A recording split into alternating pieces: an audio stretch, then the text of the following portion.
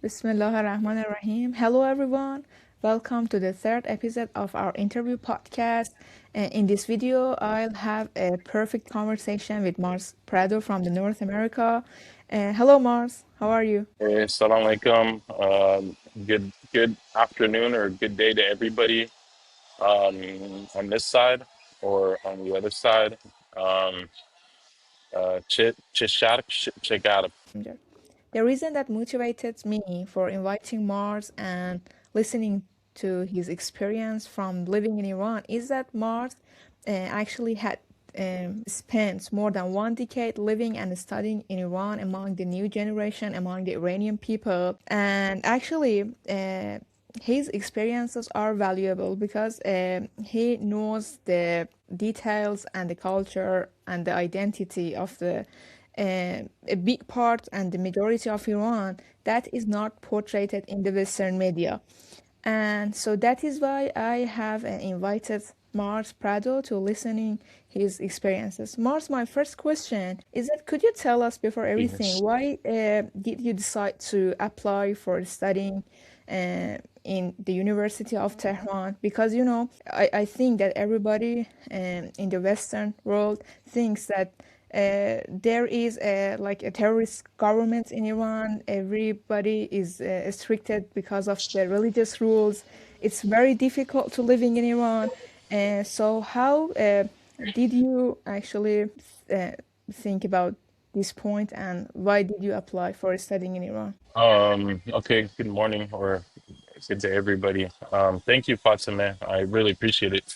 You're too generous, I think, in your introduction, but I'll take it. Thank you. Thank you.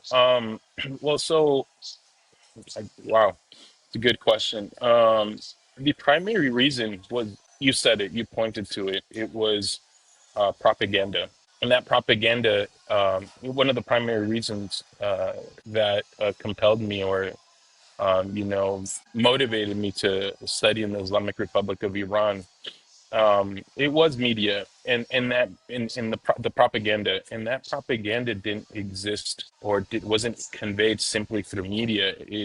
It was also conveyed at the university level, at the, academic level, at the level of scholarship. One thing for me that always concerned me was when I was doing my undergrad at Cal State, California State University, was that mm, all of the things that I heard about the Islamic Republic of Iran were framed in menacing terms. So, again, the Islamic Republic of Iran is um, harboring or promoting or supporting terrorism. And I thought that was interesting because, I mean, I remember specifically there was a professor at my university who was professor of philosophy, not political science, who was does very good work, very good research, especially on like intellectual history of Iran. Great, hands down. Like there's no debate. But the Iranians that existed within academic spheres, they were often called on to, at least in the case, my case, to talk about Iran, to legitimize the propaganda about Iran. They would call on these professors to talk. And I mean, there was this self-orientalizing, this, how do you put it? This need to fit with your peers. And, most, academics here um, uh, in the West tended to be um, what we call anti-Islamic Republic of Iran. And so um, I could understand that position of those Iranian professors who don't want to call attention to themselves by saying something controversial like the Islamic Republic of Iran has the right to defend itself, or the Islamic Republic of Iran is a revolutionary project, anti-istikbar. What do you call it? Istikbar, anti-global arrogance. The Islamic Republic of Iran is a legitimate state in political science terms. The Islamic Republic of Iran is seeking its autonomy, its self-determination, etc. I could understand I mean, I could understand where they're coming from, but this isn't reality. And as academics, I thought, why isn't anybody saying that, those true things about Iran? And so I remember, so back to sorry, I went off on a tangent there, but I remember this professor was called on to talk about how threatening and menacing the Islamic Republic of Iran is. And he used the map. He used the map to um, portray, how central Iran is in the what he called terrorism in the region. And in that same map, it was really interesting. In that same map that he used, there was the little stars, a lot of stars all around.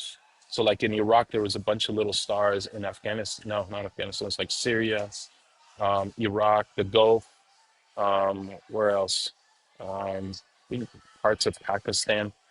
So he basically had a map, a map of Western Asia, and a bunch of little stars that represented none other than U.S. bases in the region. And so I thought that was strange. I was like, wait, so Iran is a menacing force in its own region? That was the question that I was having. So after his presentation, I remember I asked him, something to the effect of, you are talking about how Iran, or the Islamic Republic of Iran, in fact, he used those terms, how the Islamic Republic of Iran is projecting its force in this region.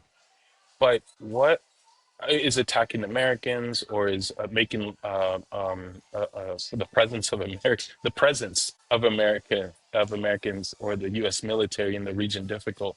And so I thought, well, that's interesting. One, what about those forces inside of the countries where American is present? So that was the first question. The second question, like for example, what I was referring to was, aren't people in Iraq, aren't people in Palestine, aren't people in Lebanon, aren't people in the Gulf countries, aren't people in Afghanistan, in Pakistan, aren't these people sort of responding to American presence in the region? And then, moreover, isn't this also part of Iran's region? Doesn't it have the right to uh, defend itself from American presence? And that American presence was surrounding Iran. And so um, he was very upset.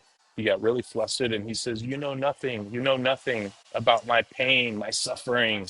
You know nothing about Iran." And it's funny because I spoke to him. I said, and at that time my Farsi was really weak, but I said something to the effect like "Madam to Iran," like "Mandidam," something like this. I've been in Iran. I've seen the reality. And this was from a trip, Gardeshkari trip, what do you, Gardeshkari, I forgot how to say Gardeshkari, a tourist trip that we had taken as siblings. So like my little sister, myself, and my older brother, we had traveled to Iran earlier. And so I had seen, it was like a 2-week trip, but it was enough. It was amazing. So, and you go and see these the popular sites, right?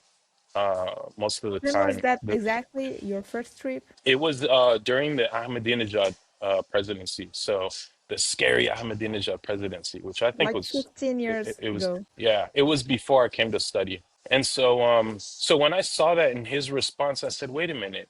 Um, I wonder what it sounds like to know and learn about Iran uh, in more realistic terms. This man didn't sound any different from the films that were being produced. So, from the 1990s, I think, to the late 2010s, there was always, and the books too.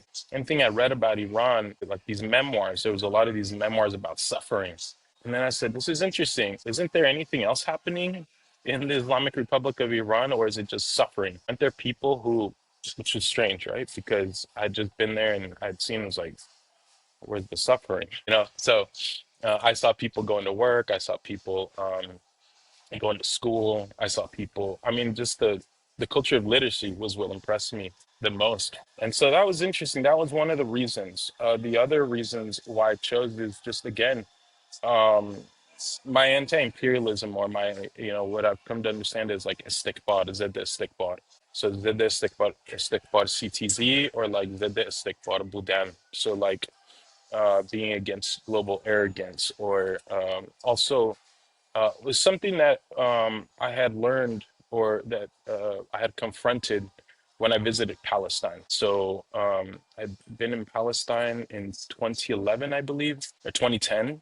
And so I was there for a good 3 months. And just after 3 days, you're just impressed by Palestinian resiliency, Palestinian resistance, and everything that the Palestinians are doing. And so I realized that, wait, if I'm not being informed about Palestine, well, surely I'm not being informed about the Islamic Republic of Iran. And so that was one of the reasons. Is just my anti-imperialism, my being anti-war, being pro-humanity. Sorry, let Uh, me mhm. to have a comment. I'm gonna tell this to my audience that the Mars experiences in Palestine actually has a great story. Inshallah, for the next episodes, we will have another video about specifically this beautiful experience in the Palestine.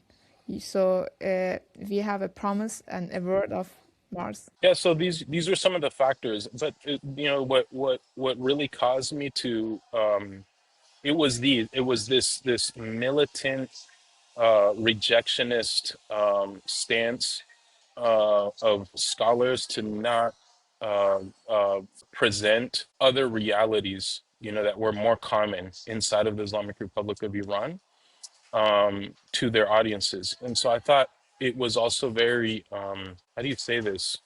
I thought it was very mm, weak, like Sosibu then. They were cowardly, and I thought that's not fair. When I heard that the program, a professor informed me that, there's Islamic Republic of Iran, through the University of Tehran, had a program for foreigners. And so he says, why don't you apply? So I did, and that was it. I applied. I think I went a year later. I had to work a little bit more, make some money, and then you know and that was it. I started my MA at the University of Tehran at the Faculty of World Studies. Yeah. Yeah, actually, you decided to get deep in your project about the resistance, which finally led to the studying in the University of Tehran, right?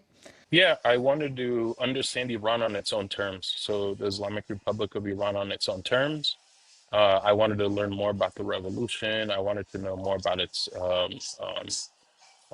resistance, its stance on resistance, or its resistance stance. I wanted to learn more about its political history, but I also thought that there was not much being produced about contemporary Iran.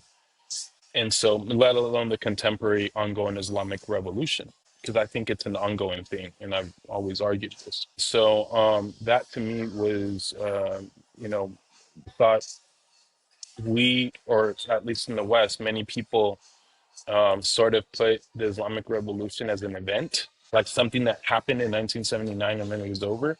And then also somehow that 1979 to the present was like an aberration. That's sort of like what you read, when you're reading memoirs, when you're reading articles, when you're reading all this by, Iranians who call themselves Persians, right? Nobody wanted to use the term. Now everyone's using the term Iranian, right? Because Iran's kicking ass right now. So everyone's like, yeah, I'm Iranian too. But back then, people were saying, I'm not Iranian, I'm Persian. Or, I'm not Muslim, I'm Persian. Doesn't make sense because Persianness is an ethnicity. And so I noticed that they were putting this whole period from 1979 to the present as some sort of error in the teleology, or in the in this lineage, or in this history of this of Iran. And so almost like as if 1979 Islam comes into the picture, but there was no Islam as of 1,300 years ago. So I thought this is very Orientalist, very you know. So I thought, it's like we need to learn about this period. Also, we need to support the scholarship on contemporary Iran. Contemporary Islamic Republic of Iran, contemporary revolution, Islamic revolution, etc. Okay, and finally, you decided to apply for the University of Tehran.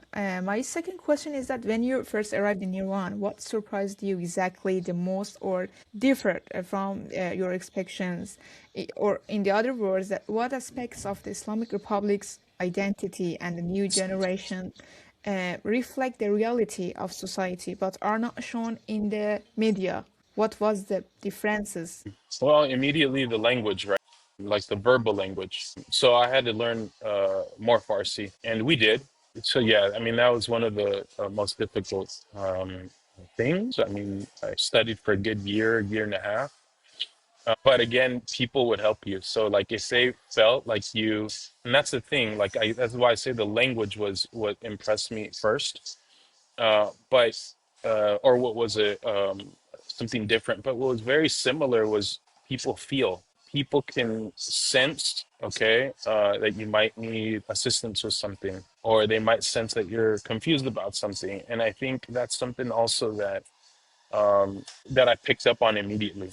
Um, People are super sensitive, super sharp, in touch with this other sense, you know, that we don't, I think, give attention to enough in the West. And for me, it wasn't, that wasn't a shock. It actually, it reminded me a lot about our own, you know, people here in the West. So, no, I thought that it was an easy transition, you know, except for the language, right? But the ways of being, so the ways that, you know, Iranians in the Islamic Republic, so their ways of life, their ways of being, their rasm rusum, so like their customs, their everyday customs, their formalities amongst each other. It reminded me a lot of our culture. So for me, it was a transition. It was just an easy transition from, you know, coming from a mixed family or background. In fact, at the University of Tehran, when I first got there, a good friend, now a good friend of mine, a sister in the resistance, I would say, Sadeki, she came to my she came to our classroom. She's like, "Are you Marce Prado?" I was like, "Yeah." And she's like, "We need to talk." So I was like, "Cool." And so, you know, she was studying North American studies, and so she was very interested in the like mestizo, kind of Mexican, Californian, Southwest people, right? And so I remember people would, you know, they were sort of confused, like, okay, this guy's from the, you know, United States. I often call it the United Colonial States because it's still an ongoing, you know, colonizing force.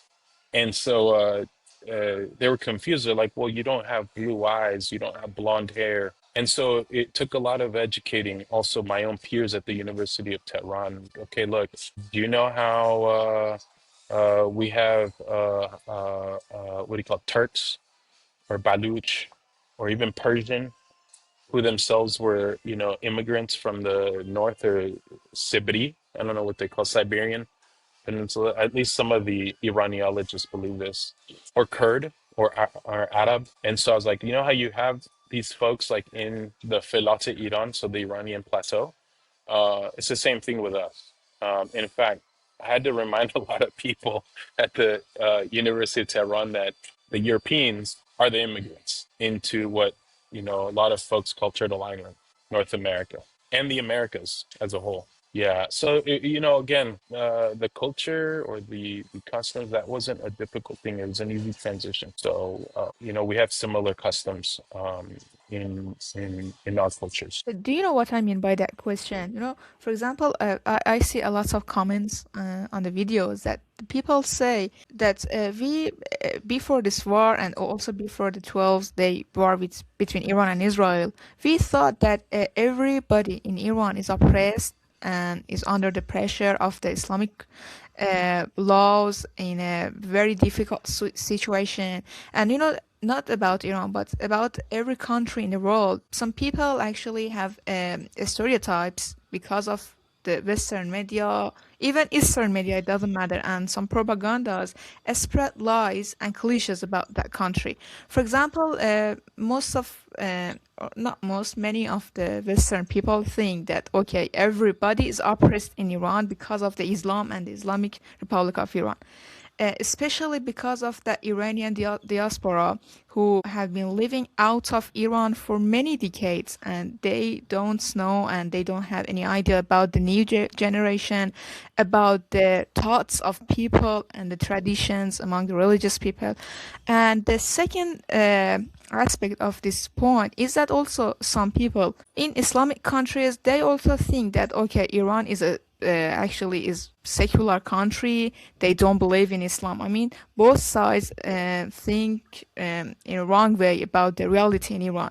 So it's not just about Iran, but about every country. We have a big actually diversity that we cannot put a little part of them into a frame of media and say, yes, this is the majority of the, for example, Lebanese people, Iranian people, American people. So I mean that a lot of people, unfortunately, are actually are affected by the propaganda, Iranian propaganda, who actually spread a lot of their videos dancing because of the war and attacking and bombing in Iran.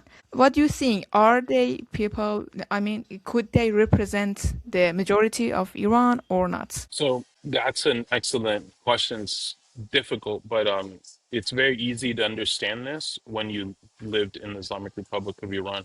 I mean, I was there up until summer of 2025, right? So after the 12-day imposed war, at that time they were calling it the imposed, because nobody expected that it would go into another phase. We thought that, the Zionist regime learned its lesson, right? But once you live there, you understand, yeah, why this debate is important, or this idea that, who is the majority of Iran, as they say, or the Islamic Republic of Iran.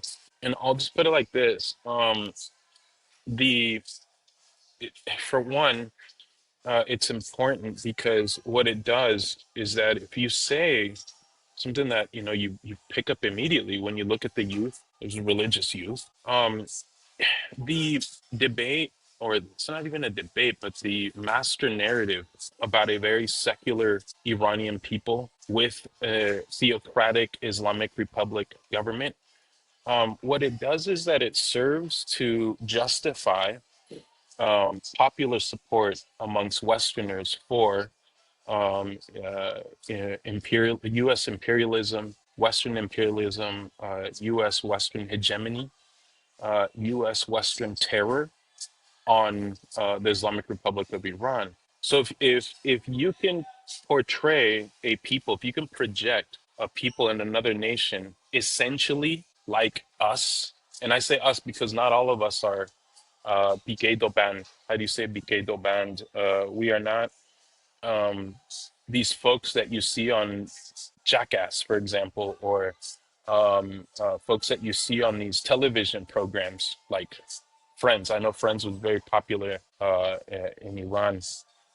Um, some of us do care about serious things. Some of us do care about customs. Some of us do care about culture. Some of us do care about inherited and passed down knowledge. Some of us do care about empire and if you want to call it human rights or humanity.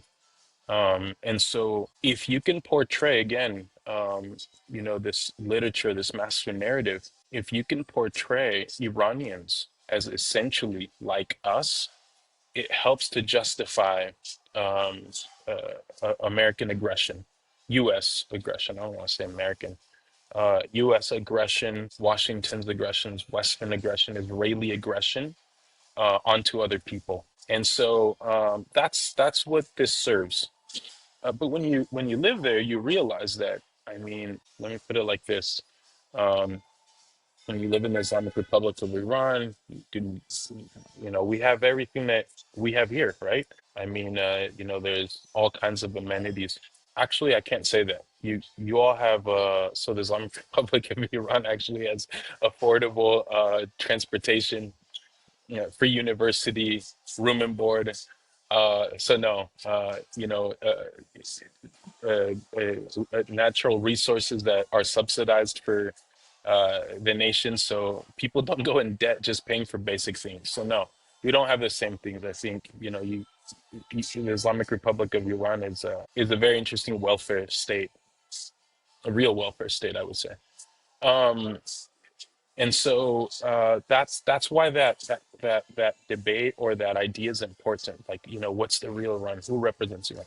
Now, I remember when just living and studying there. One of the problems that this kind of folk, like some of the opposition, as they like to call themselves, they're not real opposition, right? They're nagging. They're nagging about it, nag kardan or neg kardan, I think they say. But they do have they somebody said it best. My friend, also a foreign student at the University of Tehran, she was one of the only ones who actually stayed the whole time and completed her studies. Most people didn't, again, because they're like, well, for many reasons, but she put it best. She goes, well, people in Iran will nag and complain just like people in the West will nag and complain about things. And so I noticed that people easily label themselves as opposition. But I also noticed that they label themselves as opposition to me because they thought I was, sort of like what they believed Westerners to be like, pro empire, pro secularity, pro modernism, etc. And so you do get these kind of exchanges where they'd say, "Oh, we don't agree with that." It's like, well, what's to not agree with the state, the Islamic Republic of Iran? It's providing, it's protecting, it's trying to develop, it's made advances. Like, what's wrong with that? And so you'd get these exchanges. And then sometimes, you people would harass you about why you're studying in Iran. And, they would be angry at you as if you owed them something. Why did you come and study here? You are, in a sense, they were angry because they thought that Westerners coming to live and study in the Islamic Republic of Iran, you were legitimizing the Islamic Republic of Iran. I said, like, you had a revolution that legitimized the Islamic Republic of Iran. You had a referendum that legitimized it. You've had 47 years. You've had almost 5 decades. I mean, I remember telling these kind of folk, your ideal West is dealing with your government, with your state. Like, they've recognized them to a certain degree. You're angry at me because I'm studying. So to me, it was funny. It was Yeah, funny it's because I was funny. like, I'm not legitimizing anything. Yeah. The Westerners are legitimizing this. And now, right now, oh, they're really have come to recognize that the Islamic Republic is a force, to reckon with. So, and so those are some of the things that you have to deal with, I think. And then, but going back, again, this is all tied into that idea. Um, who speaks for Iran, who speaks for the Islamic Republic of Iran. Um, and again, I think that's why it's also important to be able to, again, decolonize our minds, understand, what the purpose of certain narratives are for. Um, and so when you understand that, you understand what's happening around you and why you're hearing certain things. And but there's a lot of work to do, and I think ultimately this idea, it's already falling apart. It began, I think, after a few weeks when the Islamic Republic of Iran and its resistance forces began demonstrating to the Israeli regime and the U.S. regime, what has been come to be known as the Epstein regime. When they began to show them that, not only can we strike back, but we can make life difficult. We can make your endeavor of empire very costly. Then many, of these diaspora academics began speaking of Iran in just terms. And I've noticed this over the last couple of weeks. I don't think they are real academic people. If you are an academic I think they're lazy. I think they're yeah, lazy. To be yeah. honest, I think they recirculate and circulate a lot of cliches about Iran. Right now, they're starting to use the term Islamic Republic of Iran, finally. But I think they recycle a lot of the same arguments amongst each other. They repeat the same thing, and but because they are ethnically or not, yeah, ethnically Iranian, they are listened to because there's been this sort of idea that has been cultivated in the West is that, when Washington has an enemy, or it makes enemies of other countries, in order to come to understand that country that it's enemies with, it employs people from that country to say what Washington wants. And so they become, I think this is sort of called the like comprador class or the authentic, class. And so that's why. But this is falling apart. This is falling apart, especially right now when we are seeing different analysts talk about what the Republic of Iran is doing.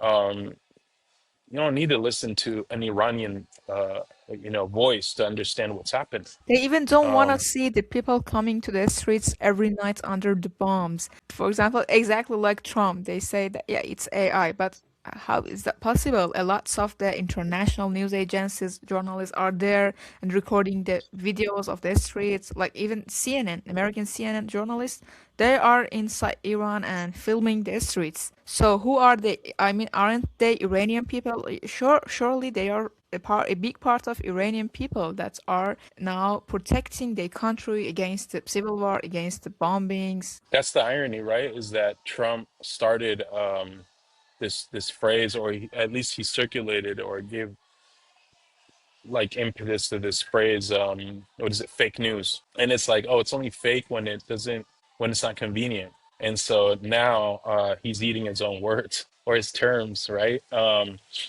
This is nothing. Also, I should add to that. There's nothing new to see Iranians on the streets. We've seen this throughout the last, at least for me, decade and a half, almost decade and a half in the Islamic Republic of Iran. So, and it's not even related simply to Iran's victories on the field, but cultural victories, public, cultural, political victories, religious victories. So people come out every year, year round. There's many commemorations, which is neat because Iranians in the Islamic Republic of Iran, um, how do you say this? They have a memory span, a long memory span. So we are in Iran commemorating the Qadir Homs, for example, or commemorating the revolution, or the referendum day, or Ashura, right? Which an event, right, that happened 1400 years ago, or maybe even the birthdays of the Imams, right? So you have Molidi's also, or Palestine Day, Quds Day, and what else? What do you call it? Sizda Aban, Shuzda Azar. So these events that, again, that commemorate certain victories of a revolutionary, Islamically minded revolutionary class of people, against istikbar, or U.S. arrogance. And Iranians come out in droves, in the thousands, in the millions, all when you take the different cities together, year round, to commemorate these events. And so um, we don't hear about this again. We're not supposed to, because if we do, it legitimizes the nation, this revolutionary, Islamic revolutionary minded bloc that represents life, ways of being, ways of life in the Islamic Republic of Iran in the present, in the contemporary period. So it's a scary thing for a lot of academics, Westerners, etc. It will destroy their narrative, or their master narrative of uh, what Iran is supposed to be. That was excellent, and thank you for explaining in a beautiful way. Could you tell us what were the hardships and the difficulties and also challenge living or studying in Iran as a foreigner?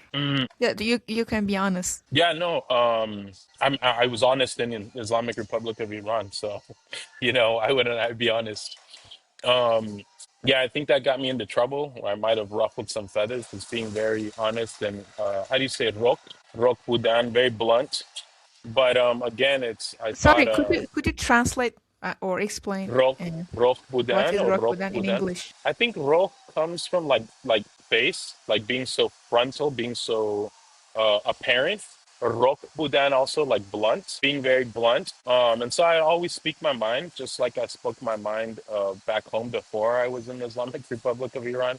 After I think Palestine did that to me. Palestine, you know, um, taught me how to speak truth, like, never to shy away from the truth. And so, yeah, so I think one of the hardships was, I mentioned earlier, it's like, okay, one of the hardships was came from those Iranians who saw themselves, I think, um, the way that their diaspora class in the West, the Persian class, or I say like Persianitis, they're suffering from Persianitis. It's a very racist, Aryanist tied to the Nazis, these ideologies that they would write about representing real Iran, and then people in the Islamic Republic of Iran would read it because it would get translated or it would come back to Iran, and people would read it and adopt it as a form of identity. And so identity issues were really big, very influential, really impactful. I mean, there's a whole industry just focused on like Iraniyat. And I think that was one of the most difficult things to deal with is that it's almost like a doctrine. It's almost like a religion, like a cult, I want to say. They had books that just, and scholarship about like, what do you call it? Like, being Iranian always was. It's like perennialism is what they call it. So I had a lot of nationalism, some very fascistic, mostly very fascistic. They were inspired by ideas like Samuel Huntington.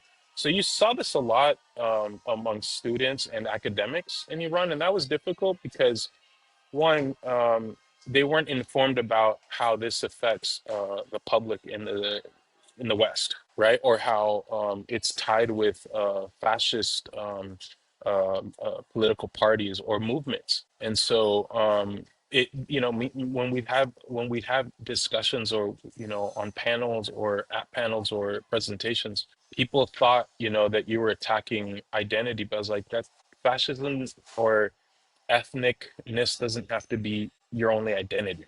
There's other things you can identify with or integrate. And so that was a really hard thing. Like the fascistic form of Iraniyat, the perennialness, behind it, or these ideas of perennialism that, the Iranians today are like the Iranians 3,000 years ago. So it's like, or just a lot of the what do you call it, supremacy. So there's a lot of supremacy behind that, and so I had to deal with that, and you had to be sensitive. But then at certain times I found a lot of I think these were like a certain group of people, but I also found a lot of students and colleagues, academics who completely disagreed with this, with anyone. So there's a lot of disagreement. And that mostly came from a group of people that were either revolutionary, Islamic revolutionary minded, very internationalist, or, and then after October 7th, so Tufan al-Aqsa, the glorious Tufan al-Aqsa, we saw a lot of folks adopt this idea of humanity. So they integrated this into their own discussions and analysis of just the world, especially after seeing a lot of folks in the West come out to the streets in support of Palestine. They're like, oh, wait, so this changed a lot of things. People wondered, well, why are folks out there doing this and not Muslim? And so, oh, it's humanity. It's because they believe in this bigger, larger concept of humanity that goes past the me. And so that goes past the I suppose. And so we saw that these were some of the challenges, these ideas, right? Contending with these ideas, and then people have their little bubbles or their little cliques, etc. But some group, this group or this block, as I like to call it, that was very understanding of this within Iran was the Islamic Revolutionary Bloc. They understood that this was like a fallacy to look at themselves merely as Iranians and promote this idea of supremacy. They saw it also, like many people, even on the Islamic left, like the liberal Muslims, they're like, yeah, this is the fascistic idea. And then, so that was interesting. The other challenges were basically empire. Living in the Republic of Iran comes with its costs, its sacrifices. That's Oh man, terrible. I mean, yeah, just to, every week to, have to think about, every couple of days, especially during certain events for, like, example, Rona, right? When we saw the U.S. hijack supplies from the world, what do you call this? Links, I forget what the term is, hijacking products and things that would help other nations deal with COVID-19.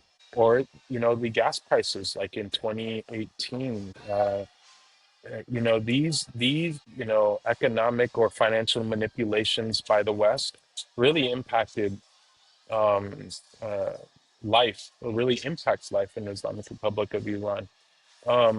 So the sanctions as well. Um, Although you realize that there are alternatives to many things in the Islamic Republic of Iran, and that's because of its ability to build ties with nations, um, its neighbors, right? So you could always find an alternative to something Western. In fact, I really think that this became a real big thing, especially after Tufan al-Aqsa, when many Iranians were asking themselves, like, what can we do to help the Palestinians on a popular level? And so a lot of boycott campaigns began, a lot of and other ways, right, to support. But the boycotting, something that I remember mentioning this at a panel or at some talk, that if you don't want to, I don't know, emulate, the which I don't understand why, right? You wouldn't. There's no need to reinvent the wheel, but there was, people wanted to do their own thing.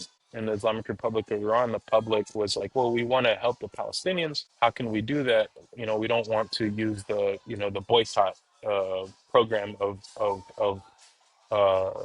many in the West, created and organized by diaspora Palestinians. And so, I always pointed to the supreme leader, so now martyr, Ali Khamenei, who I think in like the 2010s or 2011s was talking about, and then recently again in the like after the 2020s, was talking a lot about buying Safte Iran.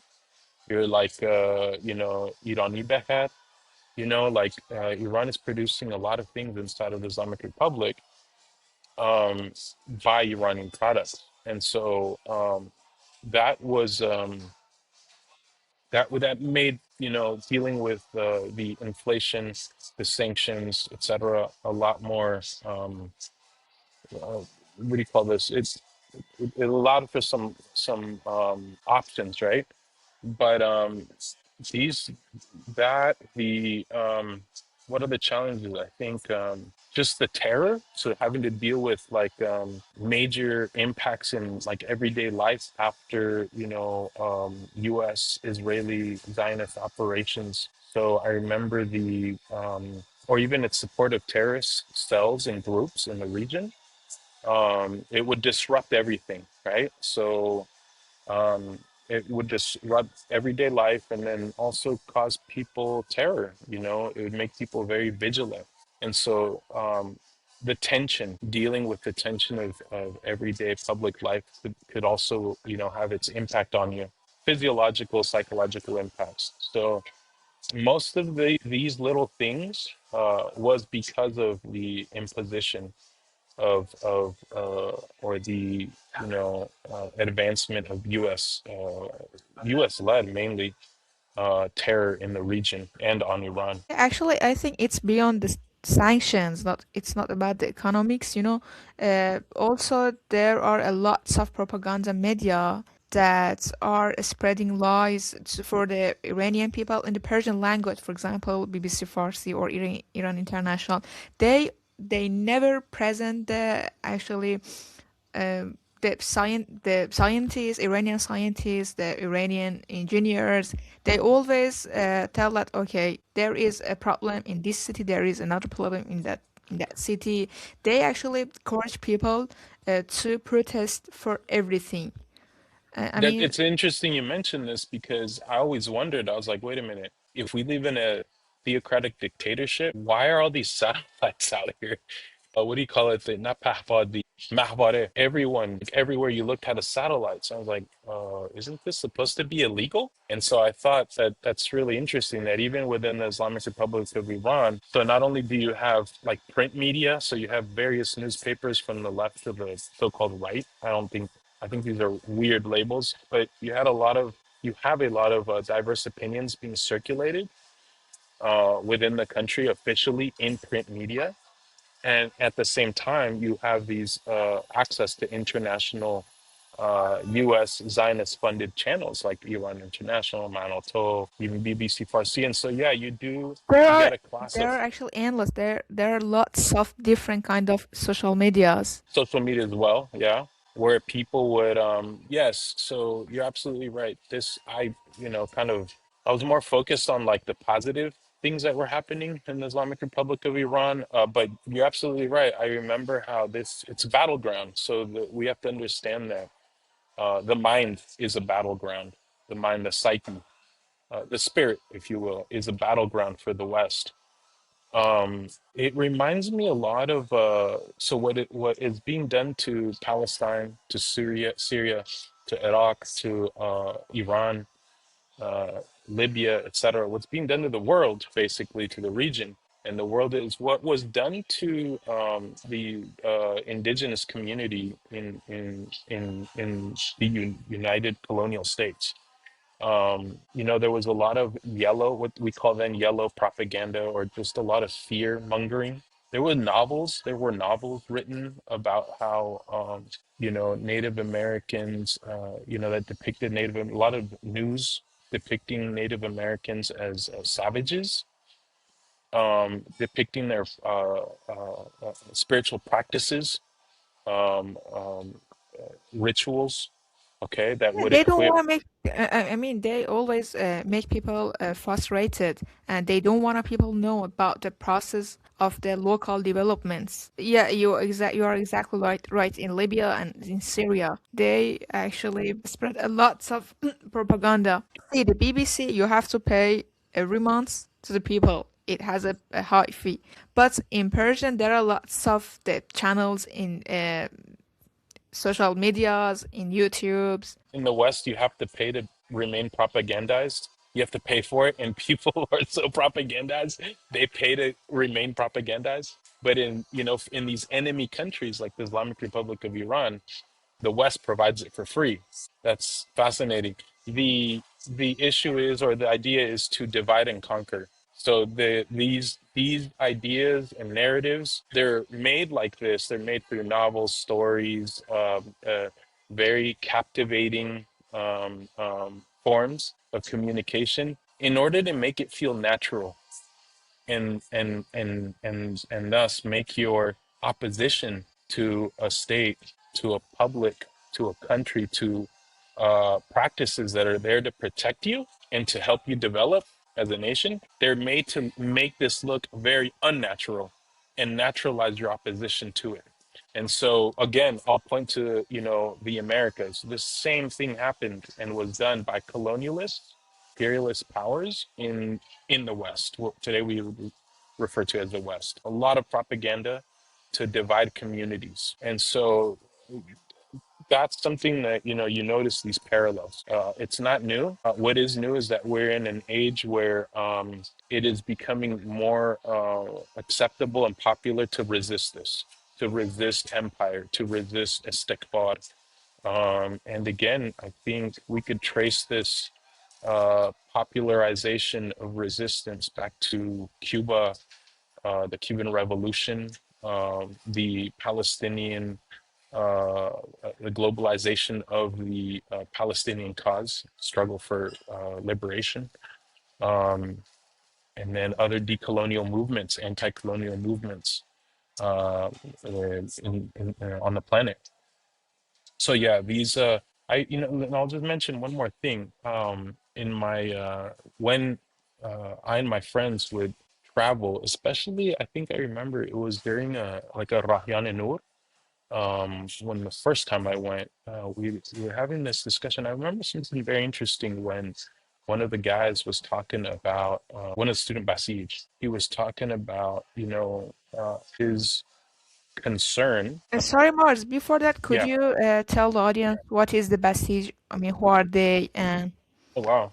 say a little things about them? Okay, let me see. Okay, so let me just mention this really quick. So, one of my friends who's a student Basij was telling me how it was very fascinating to hear him say this because he was looking at this idea of like media propaganda, and then also like Western, secular, modern, these terms, he was using these terms. He was talking about how this has a psychic impact or has an impact in the psyche, and it can cause the public to be very what did he use? He goes, can cause anxiety. And so there is a lot of anxiety in the Islamic Republic of Iran. And something that, in addition to the material structural forces that is causing this anxiety onto the people, it's also the, media forms, what you're consuming. I mean, you got a whole industry in the West that has been created to help people deal with anxiety. Okay, how much more? I mean, would this be impacting? The same forces would be impacting uh, uh, people, Iranians in the Islamic Republic of Iran, who want to cherish, hold on, and conserve and cultivate spiritual, political, ethical ways of life. And so that, I mean, that never escapes my mind. But the fact that these young kids, well, I shouldn't say kids, but these young adults, these youth, the student Basij, the sisters and the brothers, But are still, very sharp. audiences don't know. Yeah, Right, right. So let who me is the get there. Basij? Yeah. So the student Basij are Iranians who are concerned about. Um, I would put it like in a sentence, youth and students who are trying to cultivating a public, a form of life, a way of life that um, is concerned about keeping and promoting the ideals of the Islamic Revolution, um, keeping those alive, a culture. And so, how do they do this? How do they promote or cultivate these ideals of the Islamic Revolution? Well, they do it mainly through thinking, dialogue, debate, what do you call it? Cultural activities.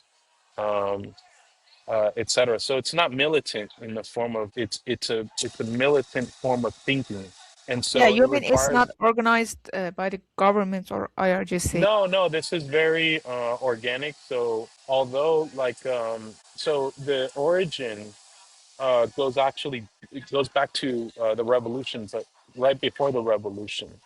The practices that the student Basij, as a cohort, as a collective, are engaged in are things that precede the Islamic Revolution in Iran. It's based on volunteerism, so that's a very important. That's what we're seeing in the public right now in the Islamic Republic of Iran. It's a volunteerist practice attitude. Um, this is all based on volunteerism. So one, you're a volunteer because you're concerned about the public, you're concerned about your community, you're concerned about your nation. So, for example, many people, especially scholars of Iran in the West, like to trace the origins of the student Basij to the military. That's not true.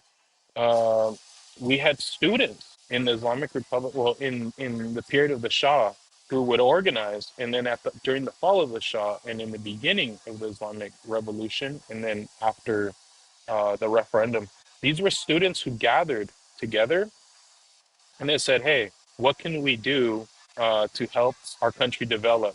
They were mesmerized, they were influenced, they were impacted by the Islamic Revolution, and they thought we need to help those folks in our country who don't have access to certain things, or we want to make I don't know. What do you call it? Spread these ideals amongst the Islamic revolutionary ideals of independence, autonomy, sovereignty, an Islamic republic, and strengthen these within our public spaces. So, one of the first instances of this was in a bunch of students gathering and forming a group to help. What was it? I think it was like to rebuild homes for people in rural areas. Other times it was to teach literacy in other parts in rural areas of the country, just to water, provide access to water. Other times it was, electricity. So there was a lot of electricians, and they said, like, let's come together, we'll form a group. And they had different names at the time. I forget, it was something like Idol Atqa, like justice seekers, or Hata Imam. There was a lot of people who used the line of the Imam, or like we are on the side of the Imam. Imam being Khomeini, Yeah, the actually, you mean based on their major and I mean their scientific branch, they serve yeah, people. yeah. So the origin is service, right? It's service. It's national service. So these people took their knowledge and said, okay, now we can share it and help serve others, help serve the community. So immediately by 1980 you get the invasion of Iraq, Ba'athist Iraq, into Iran, and so these volunteer forces transform into volunteer forces to defend the Islamic Republic of Iran. And so they transform into the Basij, for example, the militant defense forces, all voluntary. Okay. And then after the war, so going back to this dialogical nature of the student Basij, dialogical meaning thinking, conversating, dialoguing, what do you call it, debating, learning.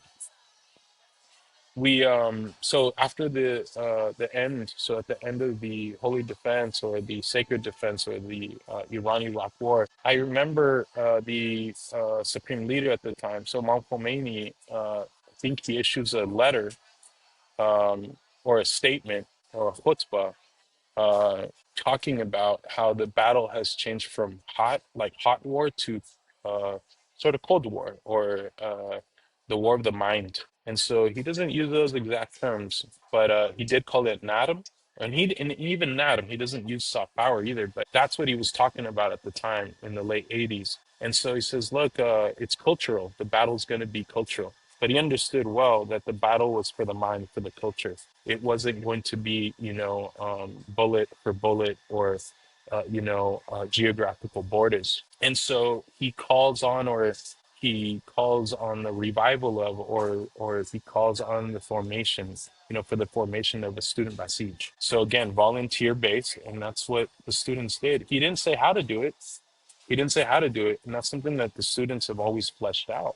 So it's something that I notice, and I don't know if I've written about this yet, at least in English, but something that the student Basij do is that they come together, they have discussions, they plan everything, kind of like organizations here. We have like SJP, Students for Justice in Palestine, or Marxist groups, Maoist groups, anarchist groups. And so they came together and they'd form, something very interesting is mecha. So like the um, uh, uh, the Chicano Latin American organizations here, they do similar work. I mean, they do community based work, intellectual based work, discussions, all this. And so they come together and they plan, and then they take those ideas or some of the themes that the supreme leader, even today, talks about. There's like a parallel of concerns. So, like the supreme leader might talk about something that has been concerning the revolutionary public for a while. And so, what they do is like once you hear like a message, the imam or the supreme leader might point to something, and the students go in and feel that. They talk about it on how to deal with a certain issue. And that's something that is admirable that every country, I mean, we don't have supreme leaders or, shoot, I mean, I don't even think we have leaders who are as educated, smart, and wise as Iran's supreme leader. But, you know, um, the practices, they're universal. You saw these similar practices that the student Basij are engaged in Latin America, activists in the West. Um, so the practices seem to be very universal. But something that I think people don't understand in the West is that this is a bottom down thing. This is from the bottom up. And so um, most student Basij obviously are Shia Muslims. Most student Basid obviously are pro-Islamic Republic. And that's not a strange thing. Like, why wouldn't they be? The Islamic Republic is being attacked. And here you have a bunch of volunteer youth who are concerned about continuing the development of their country. And sometimes you even have, I mean, student Basij there's an idea in the West that the student Basij are what do you call it?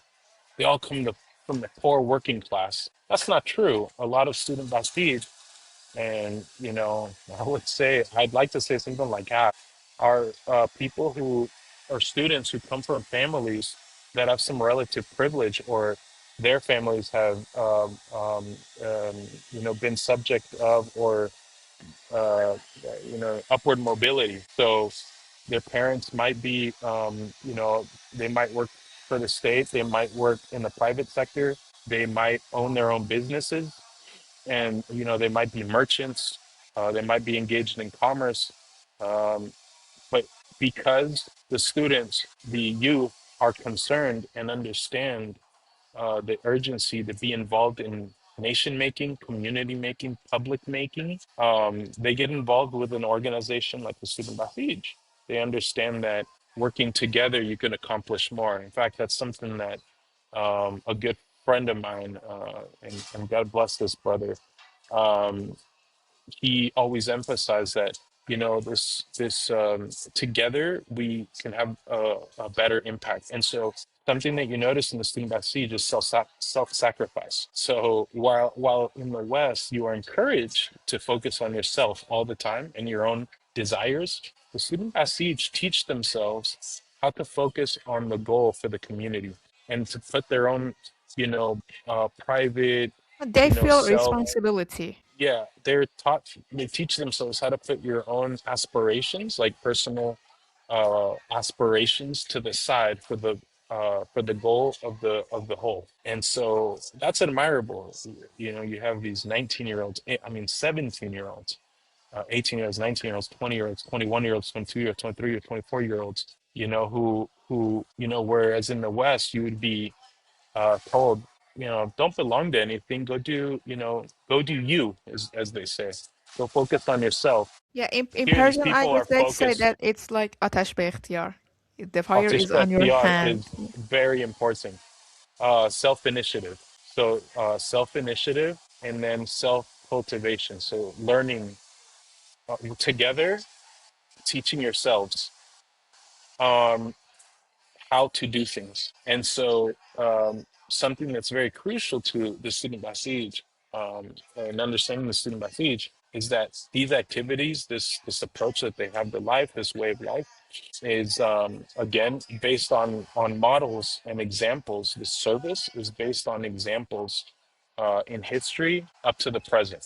And so seeing the Iran-Iraq war, learning about the sacrifices that the martyrs made, um, the student Basij come to see their sacrifice as service to the nation. And so they also want to serve the nation in everyday forms.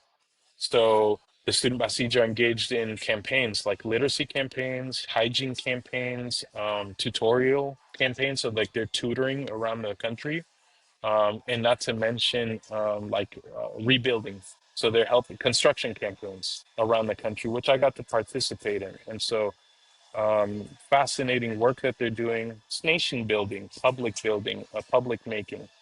And crucial to understanding this is, again, um, I wrote about this previously. It's the siyasatma aynı diyanetma, diyanetma aynı siyasatma. So our our faith is our politics. Our politics is our faith. And so this is very important to understand, is that they're connected. There is no separation. And that's what Yeah. informs the student message. Yeah, actually, I have to mention that the community of Basij, it's not just limited in the universities. We have also Basij Right. community of professors, the Basij community of doctors, Basij community of artists, right? Right. So that's why I mentioned youth and students, because it's a block. And then once, like, something that's really fascinating is that many of the student Basij, like at the university, um, they're what do you call it? In addition to their own studies at the university, so their own curriculum at the university, which is very Eurocentric. A lot of, there's hardly anything there related to the Islamic Republic or the Islamic Revolution. Um, in the West, they like to say that the student Basij are like a menacing force and they work for the state. Well, it's funny because the university is funded by the state. It's a state institution. It's very interesting. The student Basij actually do their university work like everyone else does, and then they bring uh, activists or speakers from outside of the university for presentations, for classes, or they might even hold meetings and classes dealing with issues that aren't even talked about in the university, but that are related to the betterment of the nation. And so, again, bottom up, a lot of self cultivation.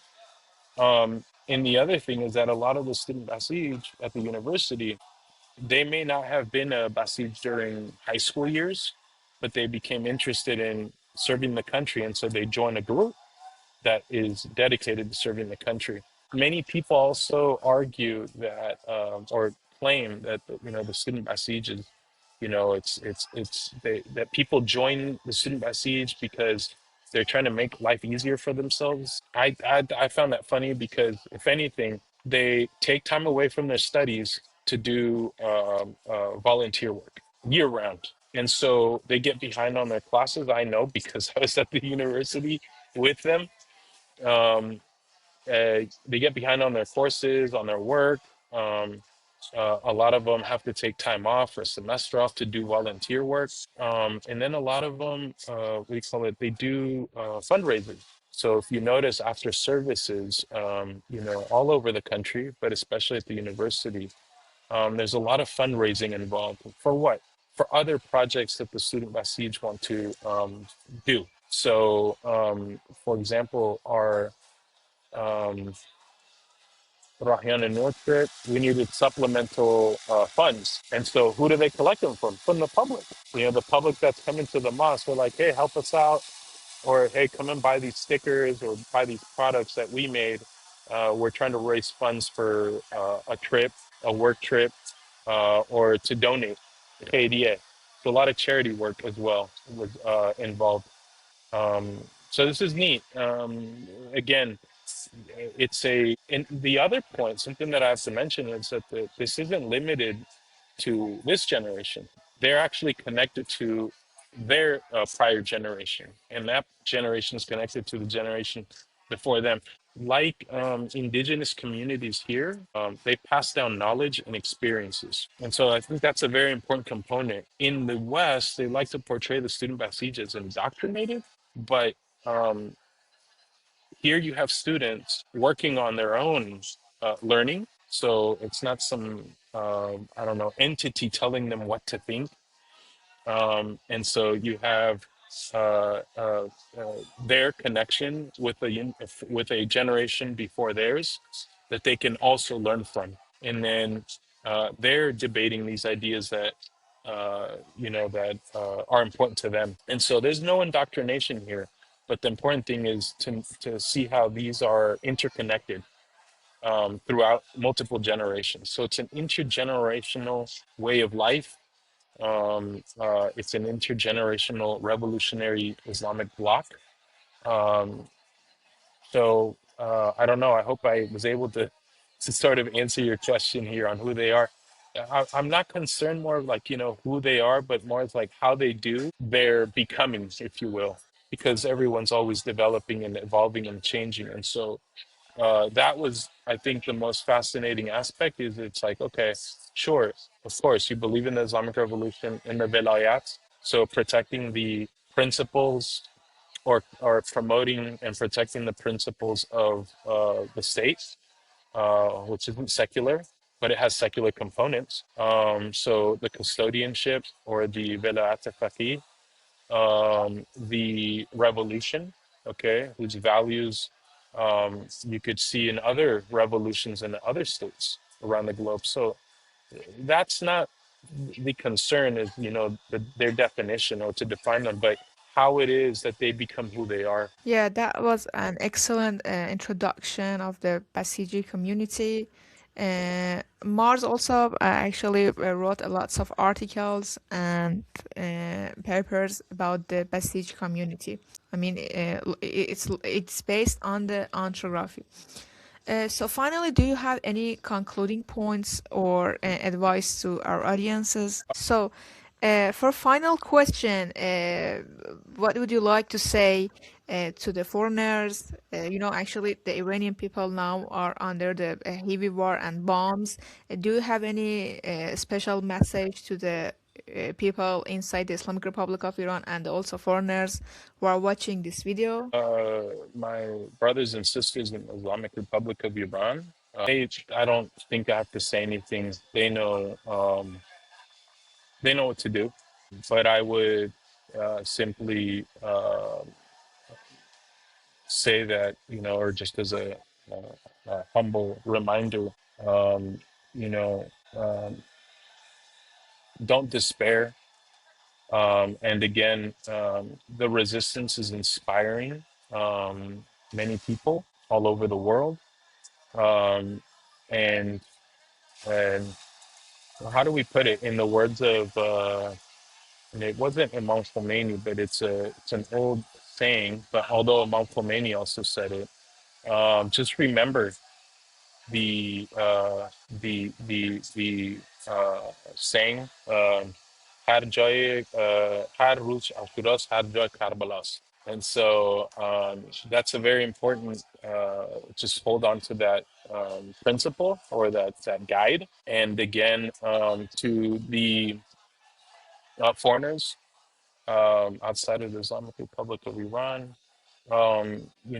Many people have asked, like, like, what can we do? Or people often ask what we can do. Learn about the history of the Islamic Republic of Iran through Iranians. Listen, I'm going to use that phrase, listen to Iranians. Obviously, follow voices from inside of the Islamic Republic of Iran, like my sister here, fatemehasadi, and do something. If you want to do something, just takes, you can protest you can protest empire, and people, there are also more like-minded people that will join you in your protest against empire, against U.S. presence, wherever you are. This presence is mainly militant. And so against U.S. military presence, you can protest, you can do something, you can organize, and it does make a difference. I hear often people say, well, there's nothing we can do. Well, what have you done? You know, what have you done? Ask yourself, so what have you done? And what is the least you could do? That's normally just speaking up. Um, even, you know, going out and protesting, you will find that many people in your public that are in agreement with you. And you can form communities, you can form organizations, and you can, again, share this message of anti-imperialism, um, uh, pro-sovereignty of other nations, like the Islamic Republic of Iran. That's the least you could do. Organize, uh, talk to each other, and don't despair, but, you know, do something. And I think that's the most important thing, is that courage, or like having courage, spreading courage by actually doing something, like taking action, is like the best medicine for, you know, feeling what do you call it, defeated or incapable, etc. Is to actually do something. Uh, Thank you very much. I enjoyed our conversation and the Me too, beautiful, Fatima. Me too. yeah, talking. Thank you so much. And if you have any question, please write in comments. Me and Mars, we will be answering you at the moment. Thank you so much for listening. Mars, thank you. سلام برسیم به Goodbye. همه خواهران و برادران، مخصوصا برادران خواهران بسیج. چشم. زنده باد جمهوری اسلامی و زنده باد انقلاب اسلامی. خیلی ممنون. Thank you so much. Goodbye. Inshallah until the next podcast about the Palestine. Bye.